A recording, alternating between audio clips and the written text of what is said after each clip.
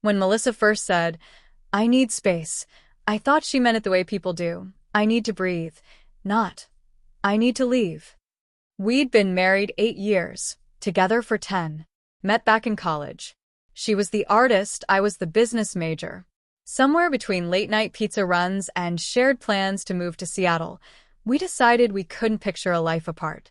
But somewhere down the road, life grew heavier, and she grew quieter. It started small. Missed dinners. Half-hearted smiles. The laughter that used to echo through our apartment became polite chuckles. I'd ask about her day, and she'd say, "Fine." That kind of fine that means don't ask more. I figured it was stress, maybe burnout from work. So I tried to help, cooked more, cleaned, gave her nights off. But somehow, every kind gesture seemed to push her further away, like my care had turned into pressure. Then one night, over half-eaten takeout, she looked up and said, I need some space, Ryan." Her tone wasn't cold, just tired, practiced, like she'd been rehearsing it. I nodded, trying to grasp what that even meant. "Space." I repeated, as if saying it might make sense of it. "Okay, if that's what you need." So, I stepped back. I stopped texting during the day. Stopped making plans. Slept on the edge of the bed, giving her distance, literal and emotional. When she wanted to go out with friends, I said, "Have fun." When she came home late, I didn't ask. At first, it seemed to please her. She smiled more, even hummed while making coffee. I thought maybe she really just needed room to breathe. But then something shifted.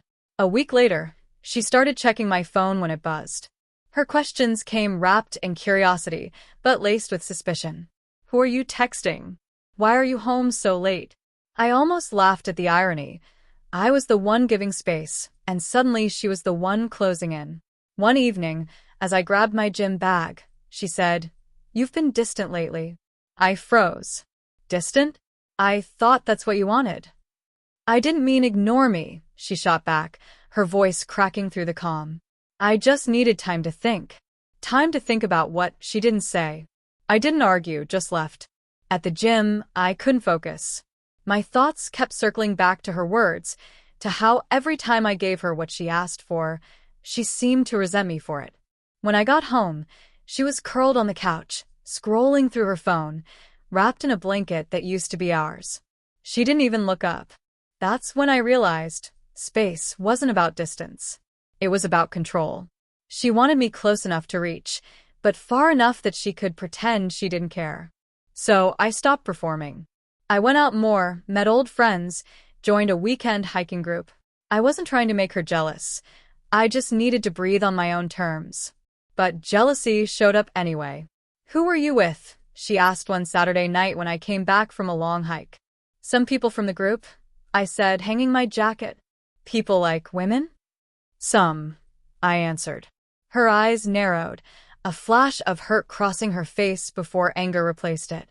"So now you're just out there, meeting people?" I didn't reply. I just looked at her, really looked, and saw fear. Not of losing me, but of losing control of the story she'd built. The next morning, she made pancakes, something she hadn't done in months. Smiled too brightly, kissed my cheek too fast. It felt staged. And too late. Because by then, I'd learned something. When someone says they need space, sometimes what they mean is they want you to stay still while they drift away. But I wasn't still anymore. The following weeks felt like walking through fog, quiet, uncertain, full of echoes. Melissa swung between warm and cold, between wanting to talk and wanting to disappear. One night, she'd curl into me like nothing had changed. The next, she'd turn away before I even lay down. It was like living beside two versions of her, and I never knew which one I'd wake up to. Then came the dinner invitation. "Let's go out Friday," she said one morning, her voice light, as if the last month hadn't been a storm. "Maybe that Italian place you like." I wanted to believe it was a truce, a bridge back to us. So I said yes. Friday came. She looked stunning, hair softly curled, perfume faint and familiar, wearing the same blue dress from our 5th anniversary. For a moment, it felt like we were finding our way back. We ordered wine, laughed about work, movies, her sister's new baby. For the first time in weeks, I let myself relax. Then halfway through dessert, she asked, "So, are you seeing anyone from that hiking group?" Her voice was calm, but her eyes searched mine for guilt. I set down my fork. No. I'm not. Because you've been different lately. Different how? Confident, she said quietly, almost accusing. Like you don't need me anymore. That hit deeper than I expected. I took a slow breath. Maybe I finally realized I shouldn't have to beg to be needed. The silence after that was sharp enough to cut. She looked down, blinking fast, pretending to focus on her plate. The rest of dinner slipped by in murmurs and half-smiles. On the drive home, she stared out the window, her reflection flickering against the passing lights. 2 days later, a text. "We need to talk tonight." Those words always land heavy. When I came home, she was at the kitchen table, hands folded like she was bracing for impact. "I feel like you've changed," she said softly. "You're colder. Distant." I almost laughed. "You asked for space, Melissa. I just gave it to you." Her eyes filled with something between regret and confusion. "I didn't want you to stop caring." "I never stopped caring," I said. "I just stopped chasing." That broke something in her.